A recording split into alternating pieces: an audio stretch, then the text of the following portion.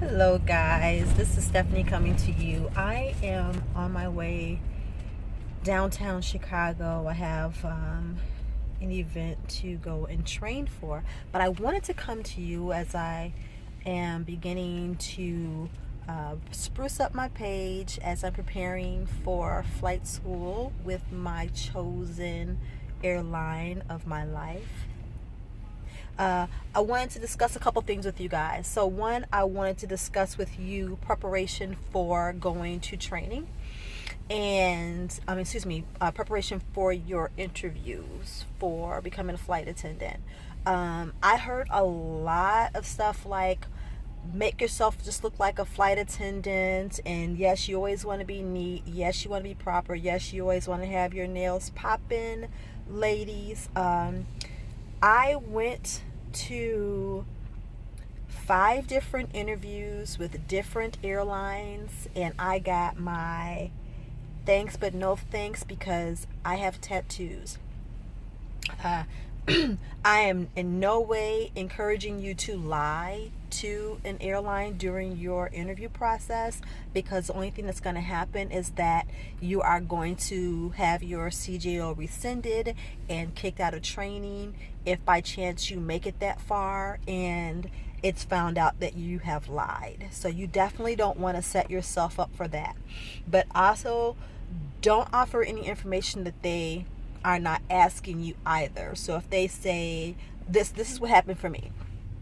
So I was asked finally at my 3rd interview for the airline from which I received my CJO. And if you hear things chingling in the back, it's because I sell jewelry and I drive around with my jewelry, and so you're gonna hear it when I hit bumps, and there are a lot of bumps in Chicago. So when they asked me, do you have tattoos? And I said, yes, they're not visible tattoos. And they asked me where they were. And at that point, I told them where my tattoos are. And I'll tell you, I have a tattoo that's right here under my clavicle. And I have one that's right here. But you will never see them as long as I'm wearing clothes and uniform. And that's exactly what the director of HR said. Oh, that's fine as long as it can be covered up by your uniform, you're fine. And so I felt really good about that. The next day, I received my CJO.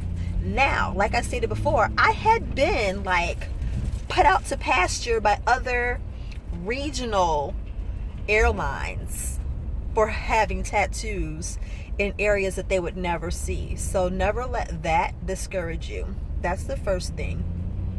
Just again, be honest.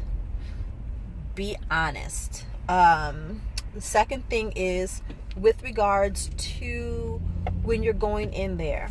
So naturally, I am a quirky person. For me to be middle-aged, and we'll get into that part later, for me to be middle-aged, I'm so quirky. I'm very awkward sometimes, and they want to see your authentic self.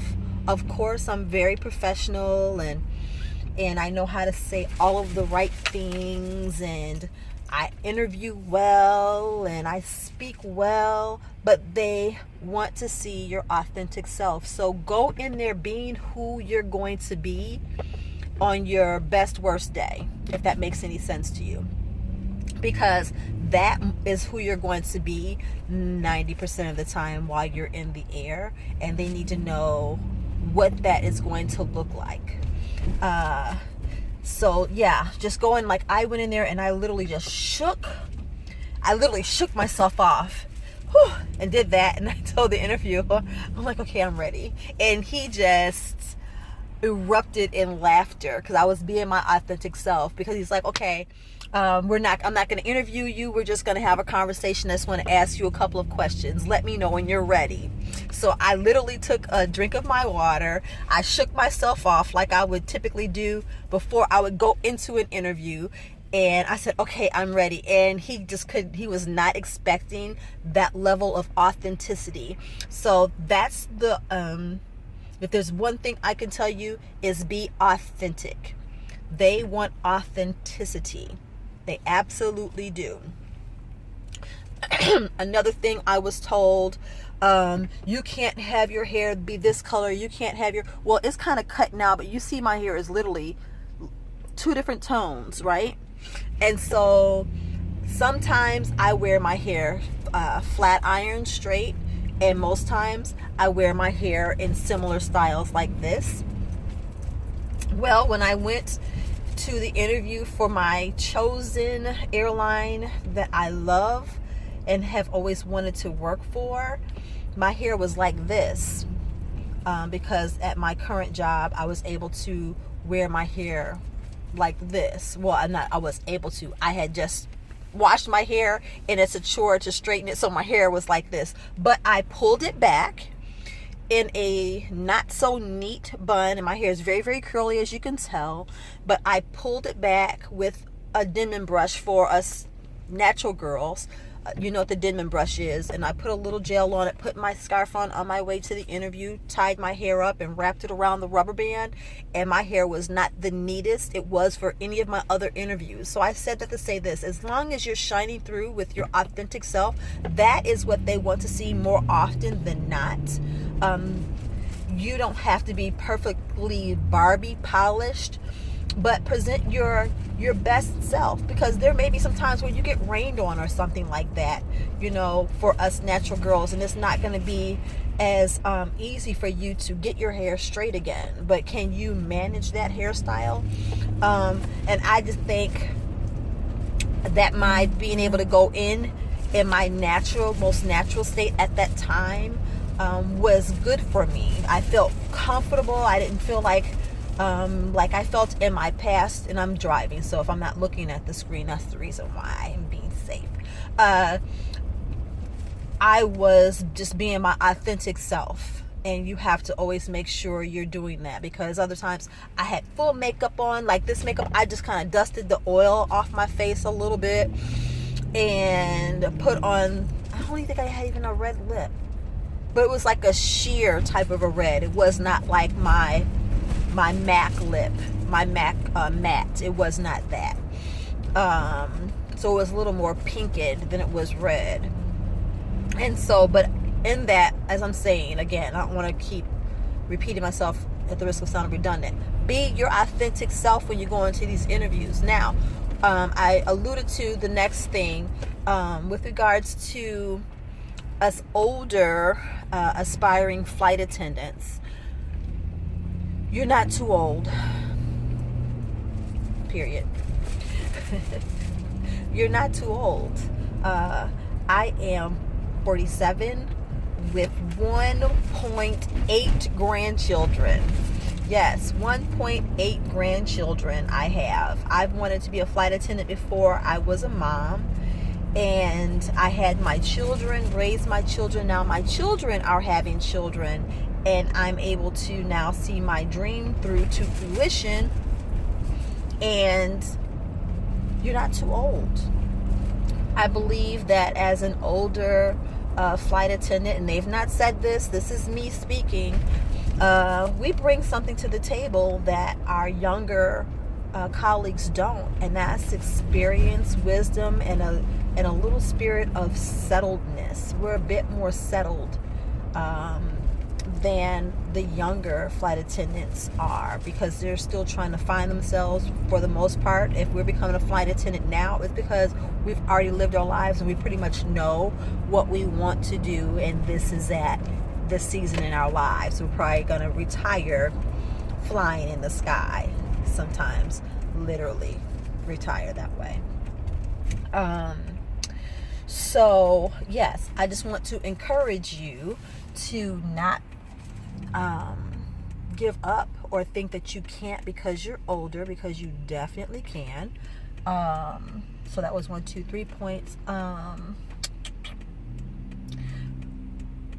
As you are waiting to get your CJO and things like that, make a checklist. And this is what I did not do, which I had done, and I'm in the process of doing now that I'm in the 11th hour, is make a checklist of things that you'd like to do that you've not done with regards to your personal life, like if you want to go to school or take some classes or something like that. And the reason why I'm saying is because for some people it may happen right away. For others, like myself, it's been a 2-year journey, and the journey still continues because I'm waiting for my training dates as I do my videos. And I'll be doing other videos on like my preparation, the things that I'm buying for training, and stuff like that, you know, some short tidbits as I'm moving along in my process. And I'll do a video when I get my training date, with that clock ticking down is going to start looking like for me. Let me see what else. I really hope I don't run into expressway traffic, because it should not take me an hour. I need to be downtown. Okay, it looks good. It looks good. Oh, before I get. When you are, I hate the streets of Chicago, they're so bumpy. When you are waiting, make the checklist of what you want to do. Start making a checklist of things that you know that you don't ever want to not have with you when you go on vacation, because this is going to be like a long move away vacation. Training is going to be. Start shoring up your loose ends, like if you're renting a place or something like that. If you are in a current lease, start having that conversation now with your landlord about, you know, what's going to happen. You want to start saving your money now. And again, I'm telling you things I haven't done. I wish I had done it. I'm doing it now, but again, I'm in the 11th hour. Like in a month or so, I should have a training date. So I wish I had better prepared, but I had honestly started to become a bit discouraged with the fact that every time I went on an interview, I was getting a thanks, but no thanks for the same reason. So if it is truly your intent and your desire, I encourage you to continue to forge on as though you know it's going to happen, so that you're better prepared than I am right now. That's the best advice I can give you. So like I said, have that conversation with your landlord and say, hey, this is what I'm doing. I don't know when it's going to be, but I did want to make you aware that I want to keep my place, while I'm still here. But what would it be like for me to, if I needed to get out of my lease, what would that be like? So you already are aware, and they are aware, and maybe because you have had this conversation with them early on, they'll be more receptive to working with you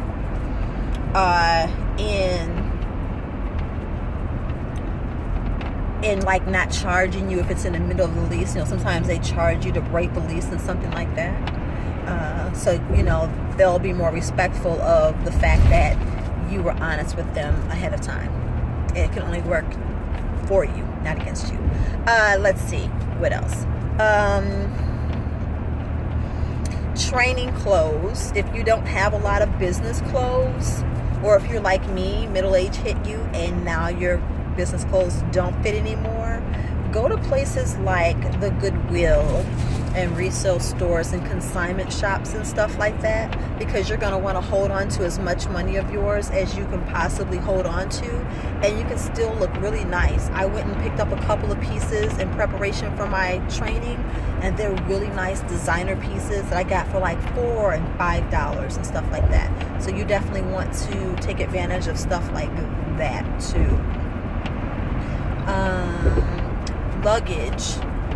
Just in my having conversations with other friends of mine who are flight attendants, they say bring a maximum of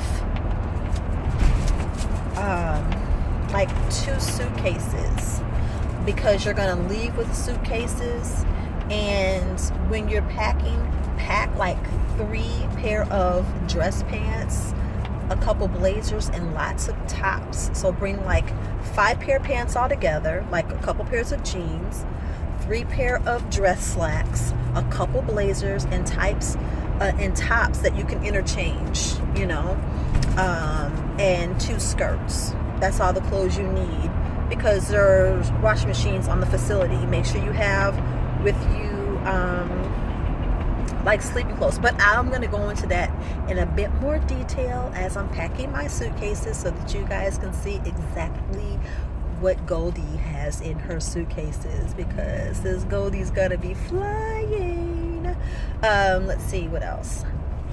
That's it. I just wanted to, as I was driving, I saw one of our planes in the sky, and some of us who are in a CJO holder, I almost said my airline, some of us who are in a CJO holder group on Facebook, I posted the other day, you know, how I feel, and I smile. I'm kind of loud too, but I smile so big when I hear a plane, look in the sky, and I see our symbol on the wing. I just get so excited all over again, to be with a legacy carrier that's longevity, one who I've always loved as a passenger, and then now to know that I'm part of the family of it, it's really exciting. So I don't want this video to be too long.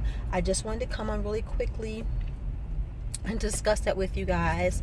And I'll be discussing too, as I'm preparing, like I'm getting my whole, because I really intend to do a whole lot more of natural hair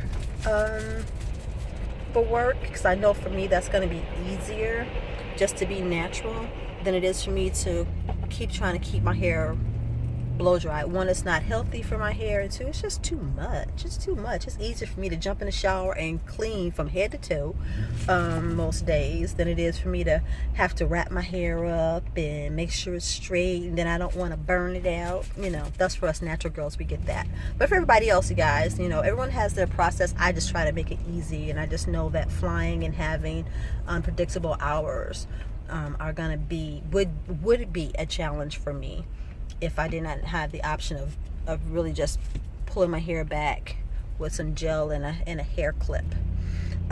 So like and subscribe, share, like and subscribe down there, and be prepared for more videos to come as this Goldie revs up and prepares to leave the holding pattern, going to training, and to hit the golden skies. I am so excited, and I want you guys to take this ride with me. It's been decades in the making for me, and now that I am a grandma, I'm excited to be finally doing something for myself. I had to take my glasses off because I got old people eyes. To finally be doing something for myself. So again, I'm reaching 20 minutes, so this is a long video. But yes, like and subscribe, share, like and subscribe my video. Ask any questions you may have, even if it is like this style is pretty easy that I did. It doesn't look like it's a lot, but for my grade of hair, which is every grade of hair, it's a A, B, C, D, and F, G hair. Yes. I have low and high porosity in here, so we'll go into that in a little more detail too. Have any questions, just put them down below. I'll be happy to answer them. And again, like and subscribe, like and subscribe, like and subscribe. Did I say like and subscribe? Oh yeah, okay. Like and subscribe. And I'll see you guys later. Have a good one. Happy Thursday.